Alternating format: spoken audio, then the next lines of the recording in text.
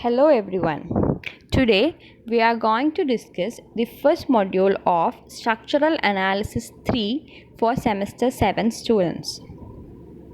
In the previous semesters, we have discussed various methods employed for the analysis of different kinds of indeterminate structures. In this semester, we will be discussing different methods used for analyzing indeterminate structures. So, the first module of SA3 is Approximate Methods of Analysis of Multi-Storied Frames.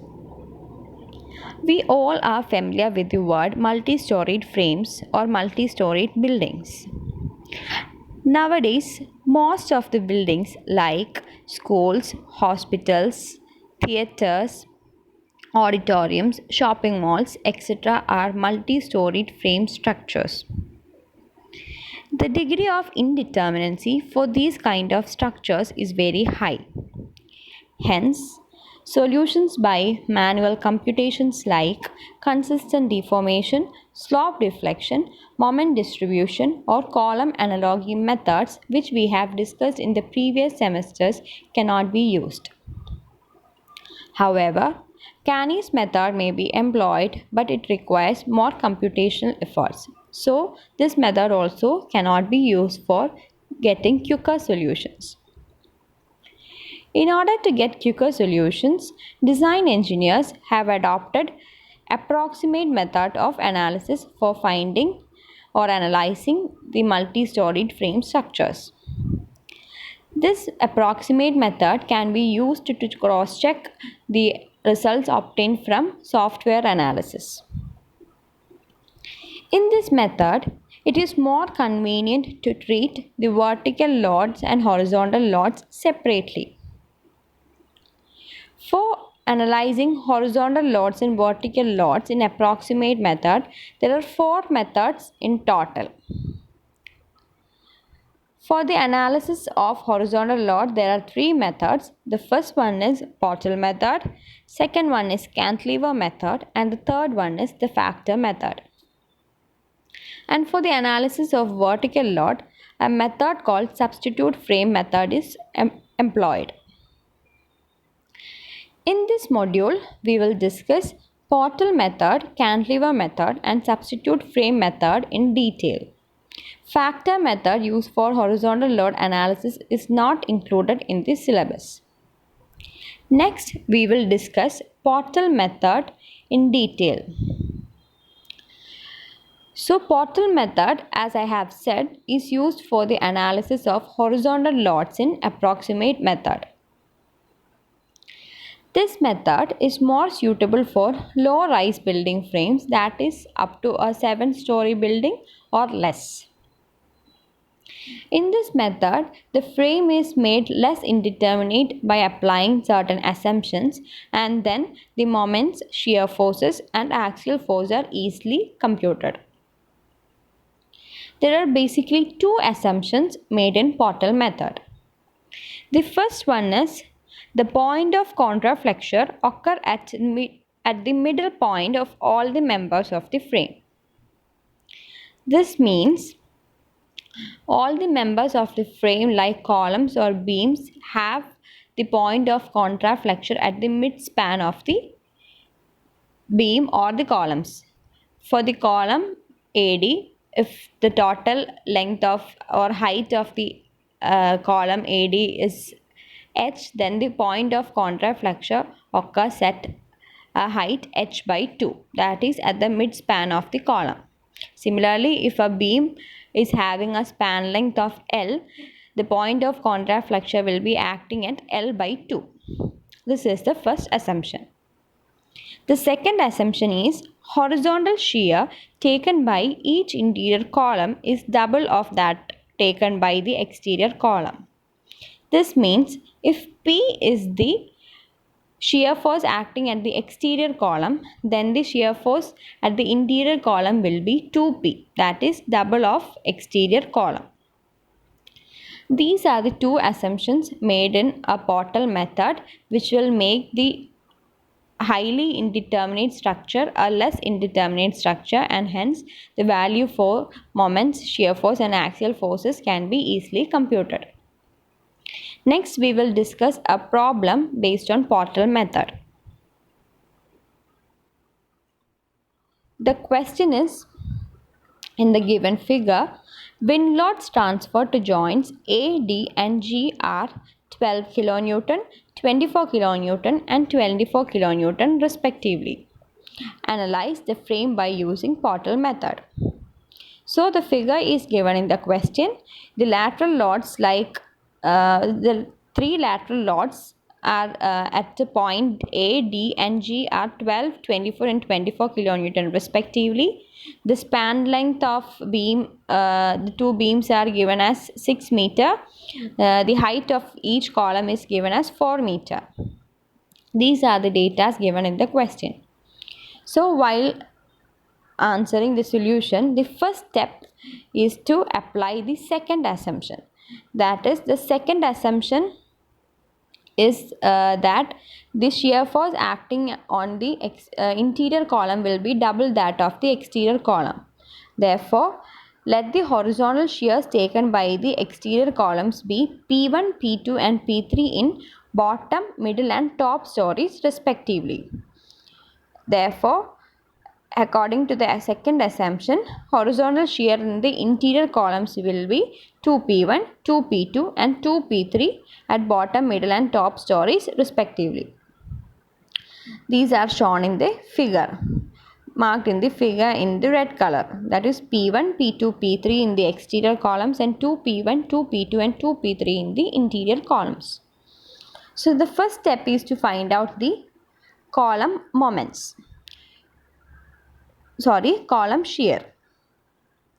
In order to get the column shear, we have to first consider the top story up to point of contraflexure, that is up to h by 2 distance. Then the sum of the shear forces or horizontal forces will be equal to 0. While considering the top story, the sum of the horizontal forces is equal to 0, that is 12 kN act towards the right, therefore it is taken as positive, and P3, 2P3 and P3 acts towards the left, therefore it is taken as negative. The sum of these forces will be equal to 0, that is 12 minus P3 minus 2P3 minus P3 equal to 0. From this equation, the value of P3 is obtained as 3 kN. Then, in order to find P2, we have to consider the second story up to point of contraflexure. Then, the sum of the horizontal forces will be equal to 0, that is 12 and 24 towards right, that is 12 plus 24 minus P2 minus 2P2 minus P2 equal to 0. From this, the value for P2 is obtained as 9 kN. Similarly, while considering the bottom story, the sum of the forces equal to 0, horizontal forces is equal to 0, that is 12 plus 24 plus 24 minus P1 minus 2P1 minus P1 equal to 0. From this, the value for P1 is obtained as 15 kN. So, we have obtained the values for P1, P2, P3. From that, we can find 2P1, 2P2 and 2P3. All the values of these shears are marked in the figure in red color. So this is the first step of Portal method, that is to find the column shear. We have find the column shear by applying the second assumption, and all these are marked in red color in the figure. 3, 6, 3, 9, 18, 9 and 15, 30, 15 are the shear forces in the top story, middle story and bottom story respectively. So the second step is to find the column moment. We have obtained the column shear. Next we have to find the column moment. In order to find column moment, there is an equation for finding column moment, that is column moment is equal to column shear into height of column by 2. We have found column shear in the previous step, and height of the column is given in the question, that is 4 meter for each column. Now we have to find the column moment separately for each column. The first one is column moment AD. That is column moment AD. For AD, the column shear obtained is 3 meter in the previous step. Therefore, 3 into column height 4 meter divided by 2, which is equal to 6 kilonewton meter. CMAD and CMCF will be same as its shear force are 3 kilonewton and height of the column is 4. Similarly, we have to find the column moment of each column separately by using the equation column moment is equal to column shear into height of column divided by 2. And while we have to mark all the values in the figure, in this figure the green color shows the column moments. And while considering the sign conventions, all the column moments acts in the clockwise direction. While considering the column AD, at the point A, it acts in clockwise direction. At point D, also it acts in the clockwise direction. We have to mark all the column moments in the figure. So this is the second step. The first step is to find the column shear and the second step is to find the column moment.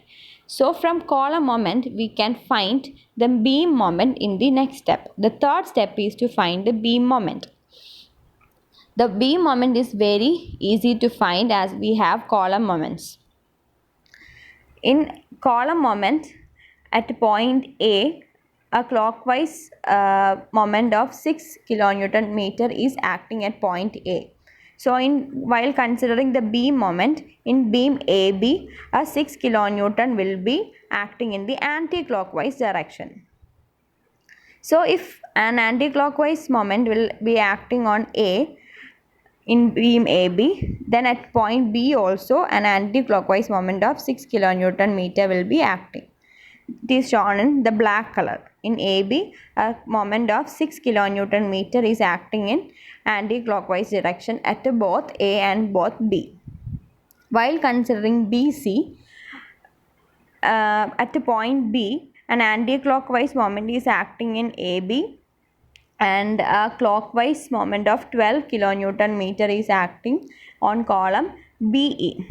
Therefore, 12 minus 6, 6 kilonewton meter is acting on the anti-clockwise direction of beam BC.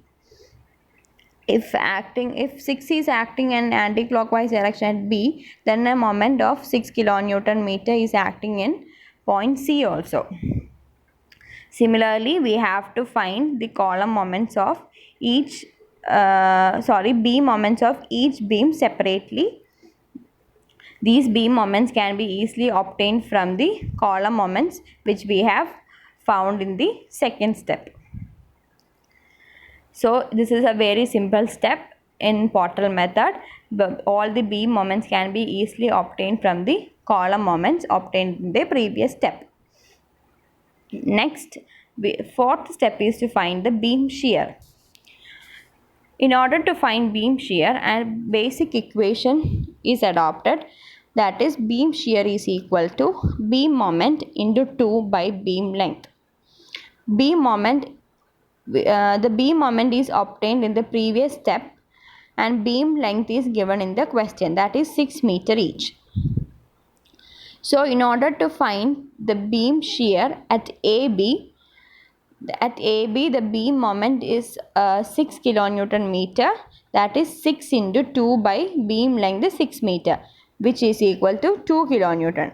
Therefore, we have obtained the beam shear BSAB is equal to 2 kilonewton. Similarly, we have to find the beam shear of each beam by the equation beam shear is equal to beam moment into 2 by beam length.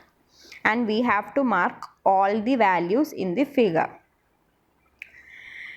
While marking the beam shear in the figure, you have to look for the sign convention. That is, towards the left of point of contraflexure of beam, while considering AB, towards the left it is in the upward direction and towards the right it is in the downward direction. This is same for all beam. This is a sign convention for all beam. At the right of point of contraflexure it is towards the down and towards the left it is in the upward direction. and you have to mark all the values obtained for each beam in the figure. This is the fourth step. We have found the beam shear, and the last step is to find the axial force. Axial force can be easily obtained from the values obtained in the previous step, that is from the beam shear. The beam shear acting in beam AB, that is 2 kilonewton towards the upward in the beam AB. Therefore, an axial force of 2 will be acting in the downward direction in column AD. That is shown in the figure. In column AD, a downward force of 2 kilonewton is acting. While considering BE column, we have seen that we can find out the axial force in BE by considering the two beam shear in AB and BC. It is observed that a 2 kilonewton is acting in the downward direction in AB, and in BC a 2 kilonewton is acting in the upward direction. Therefore, these two cancels out, that is 2 minus 2 equal to 0 is acting in BE. Similarly, while considering CF, it is observed that a 2 kilonewton is acting in the downward direction in BC. Therefore, a 2 kilonewton acts in the upward direction in column CF. That is the axial force in CF. Similarly, we can find the axial forces in each columns. While considering DG, it is observed that in DE beam 8 kilonewton acts upward, and in DA column 2 kilonewton acts upward. Therefore, 8 plus 2, 10 is acting in the downward direction of DG. Similarly, while considering EH, it is observed that 8 kilonewton acts in the downward direction in DE and 8 acts in the upward direction in EF. Therefore, 8 minus 8, 0 acts in EH. While considering Fi, it is observed that an 8 kilonewton is acting in the downward direction of beam EF and 2 in downward direction of column CF. Therefore, 8 plus 2, 10 acts in the upward direction. Similarly, you have to find the axial forces in the bottom story also. So, axial forces can be easily obtained from the values of beam shear which is obtained in the previous step. So these are the 5 steps employed in Portal method. We have find the values of column moment, column shear, beam moment, beam shear, and axial forces of the frame, the structure. So these are the 5 steps employed in this method, and at final step we have to mark all these values in a figure. That is, we have to mark the column moment, column shear, beam moment, beam shear, and axial forces in a big figure finally, which is very essential to score good marks in university exam. And it is more convenient to use different colors for different moments and shear forces, because it is easier to identify all those if it is in different colors. So this is the explanation for Portal method. I hope you all have understood the topic. Thank you.